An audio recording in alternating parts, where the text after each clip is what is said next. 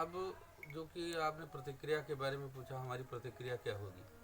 हमारी नहीं, सरकार की भी कुछ प्रतिक्रिया होनी चाहिए। जो कमलेश तिवारी की हत्या है, यह इंगित कर जाती है कि हमारे यहाँ आतंकवाद व्याप्त हो रहा है धीरे धीरे। तो इसलिए मैं योगी जी से एक निवेदन करना चाहता हूँ कि जितने भी धार्मिक संस्थान हैं, जितने भी धार्मिक पूजा स्थल हैं, चाहे वो मंदिर हो, मस्जिद हो, वो गिरजाघर हो, गुरुद्वारा हो, कोई भी हो, इन सब की उत्तर प्रदेश में कम से कम एक तरफ से उस पर छापा डाला जाए और इनकी तलाशी ली जाए।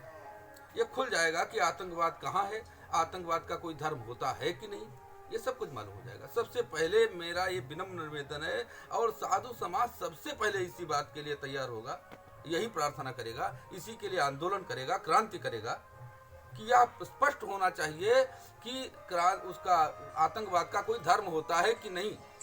एक बात। दूसरी बात ये कि जितने भी हिंदू संगठन हैं जो हिंदू हित की बात करते हैं, जाहिर सी बात है उनके पास तो हमारा जो मुस्लिम, मैं उसको भाई कहूँगा, हाँ, क्योंकि है सलाम अब्दुल कलाम जैसी और रसखानों को, चिर शहीद अब्दुल हमीद भारत माँ के परवानों को, लेकिन भारत माँ को कह दे डायन, कर दे अपमान तिरंगे का, हम सहन नहीं कर पाएंगे ऐसे बहसी शैतान को।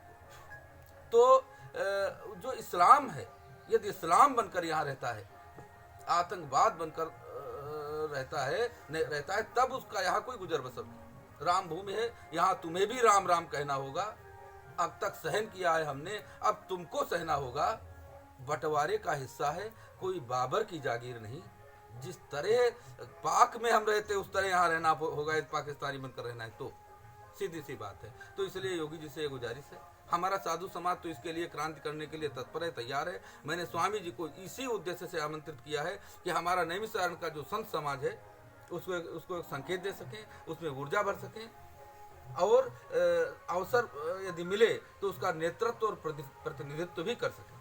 इसके लिए मैंने स्वामी जी को आमंत्रित किया है। मैं स्वामी जी का कोटसा आभारी हूँ, धन्यवाद देता हूँ कि वह यहाँ आए और हम लोगों के प्रतिनिधि स्वरूप कमलेश तिवारी के यहाँ जा करके उनको सांत्वना प्रदान की। यह बहुत बड़ी बात है। एक साधु गया, लेकिन आश्चर्य कि भारतीय जनता पार्टी की सरकार होते हुए भी भारतीय जनता पार्टी का एक भी नेता उसके अंतिम संस्कार में नहीं गया।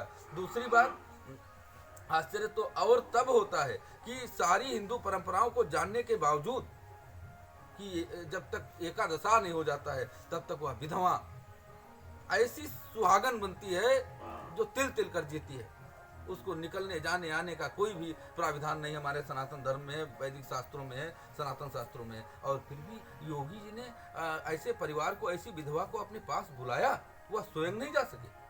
आश्चर्य है इस बात का। हम तो अब क्या बताएं, मतलब मुझे नहीं लगता था कि जो दिखता है वो होता नहीं।